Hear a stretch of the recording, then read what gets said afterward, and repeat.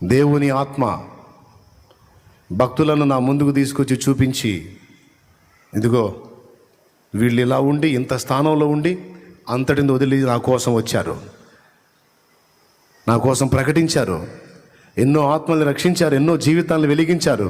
నా కుమారుడా, నీవు కూడా నీ అవగాహన పొందిన కొలది అనేకులకు ప్రకటించాలి. నువ్వు ప్రకటించాలి. లోక స్నేహం చేయవాకు నా కుమారుడా, నాకు దగ్గరలోకి రా, నాకు సమయాన్ని ఇవ్వు, నాతో గడుపు, నా స్నేహంలో బలపడు, నేను వాడుకోవాలి.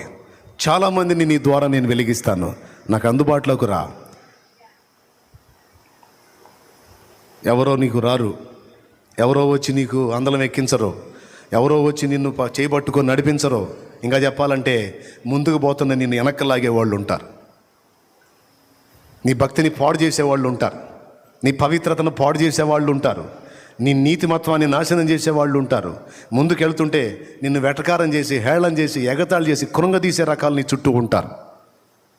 నిన్ను ముందుకు నడిపించేవాడు ఒకే ఒక్కడు, పరిశుద్ధాత్మ. పరిశుద్ధాత్మ ఆయనే నిన్ను ఎంకరేజ్ చేస్తాడు, ఆయనే నిన్ను రేపుతాడు. ఏకాంత ప్రార్థన అనుభవాలకి, దేవునితో సహవాసానికి ఎవరు రేపుతారండి? నేను హడావుడిగా పోతుంటే, అమ్మా నేను ప్రార్థనకి వెళ్తున్నానంటే ఈ ఒక్క మాటి నిల్లు అడ్డుపడి ఆపుతూ ఉంటారు. అంటే ఏంటి? నువ్వు ఏ వాగులోనన్నా పడు, ముందు మేము చెప్పింది విని మాకు ప్రార్థన చేసి పోవాయ్ అన్నట్టు. తప్పదో, ఆగి ప్రార్థన చేసి వెళ్తా.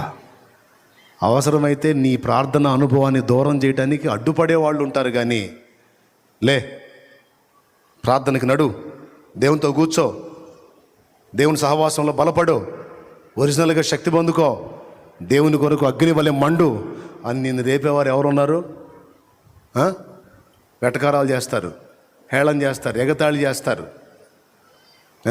విశ్వాస మాటలు నువ్వు మాట్లాడుతుంటే వ్యంగ్యంగా మాట్లాడుతూ ఉంటారు. వాటన్నిటిని ఎదిరించి, వాటన్నిటిని విదిలించి నువ్వు ఆయన్ని కలుసుకోవాలి.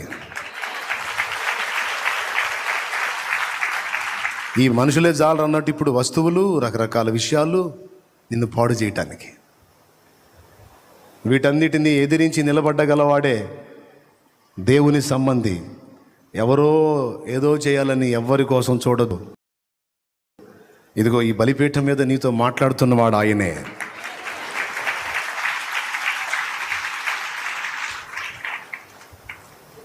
రేపుకోవాలి.